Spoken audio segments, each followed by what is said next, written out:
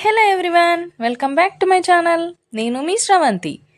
ఈరోజైతే ఒక యూస్ఫుల్ మసాలా పొడి ఎలా రెడీ చేసుకోవాలనేది అయితే నేను చూపిస్తున్నాను ఫ్రెండ్స్. ఈ మసాలా పొడి ఉంటే మనకి ఎప్పుడు కావాలంటే అప్పుడు ఈజీగా వెజ్ బిర్యానీ అయితే రెడీ అయిపోతుంది అనమాట. ఆ మసాలా ఎలా రెడీ చేసుకోవాలనేది పక్కా కొలతలతో చూపించడానికైతే మీ ముందుకు వచ్చేసాను. చూసేయండి డీటెయిల్గా.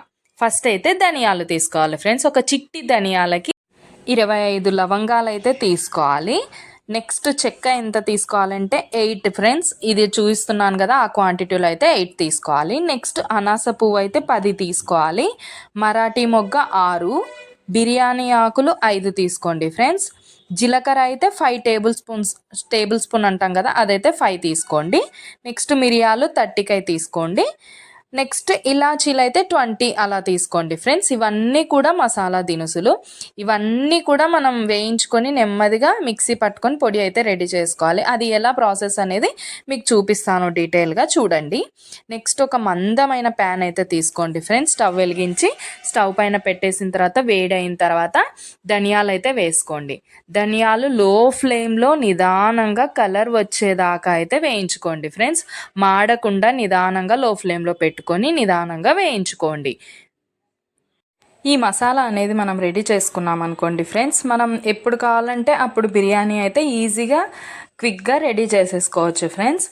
ఇవన్నీ కూడా మసాలా వేయించుకొని నిదానంగా మనం మిక్సీ పట్టుకొని అయితే పౌడర్ నిల్వ ఉంచేసుకోవచ్చు ఫ్రెండ్స్. 1 మంత్ కాదు 2 మంత్స్ అయినా ఉంటుంది ఫ్రెండ్స్. ఫ్రిడ్జ్లో పెట్టినా పెట్టకపోయినా పురుగు అయితే పట్టదు, అలాగే ఉంటుంది. ఫ్రెష్గా ఉంటుంది, స్మెల్ కూడా పోకుండా చాలా ఫ్రెష్గా ఉంటుంది ఫ్రెండ్స్. నెక్స్ట్ ఇవి వేగిపోయాయి కదా, ధనియాలు అనేది వేగిపోయాయి అనమాట. కలర్ అయితే వచ్చేసాయి కదా, స్మెల్ అయితే చాలా బాగా వస్తుంది ఫ్రెండ్స్ వేయిస్తుంటే. చూడండి, ఇలా అయితే వేగిపోయాయి. నెక్స్ట్ మనం మసాలాలు అయితే ఇంకా ఉన్నాయి కదా, జీలకర్ర అవన్నీ కూడా దీంట్లో వేసేసుకోవాలి.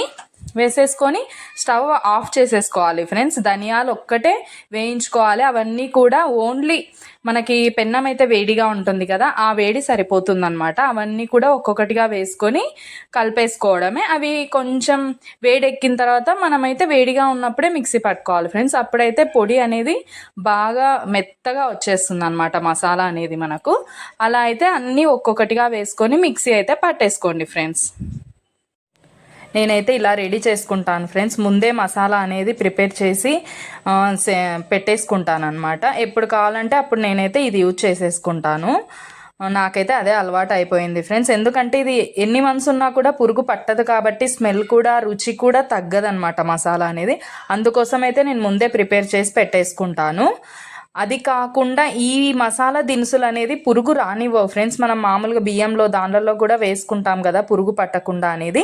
అందుకోసం అయితే ఈ మసాలా అనేది చెడిపోదు అనమాట. చూడండి ఫ్రెండ్స్, ఇలా అయితే మేము రెడీ చేసేసుకున్నాం. మసాలా అనేది చూడండి మెత్తగా పడింది. మనం వేడిగా వేసుకుంటే మెత్తగా వస్తుంది అనమాట మసాలా అనేది. చూడండి, ఇలా అయితే రెడీ అయిపోయింది. మసాలా అనేది రెడీ అయిపోయింది బిర్యానీకి యూజ్ చేసేది.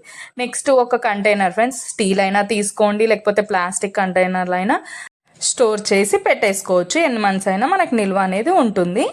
అంతే ఫ్రెండ్స్, రెడీ అయిపోయింది. బిర్యానీ మసాలా అనేది క్విక్గా రెడీ అయిపోయింది అనమాట. చూడండి ఫ్రెండ్స్, నచ్చిందా? లైక్ చేయండి. మీకు యూజ్ అవుతుంది, ఫ్రెండ్స్కి యూజ్ అవుతుందంటే ఫ్రెండ్స్ అండ్ ఫ్యామిలీ మెంబర్స్కి షేర్ చేయండి.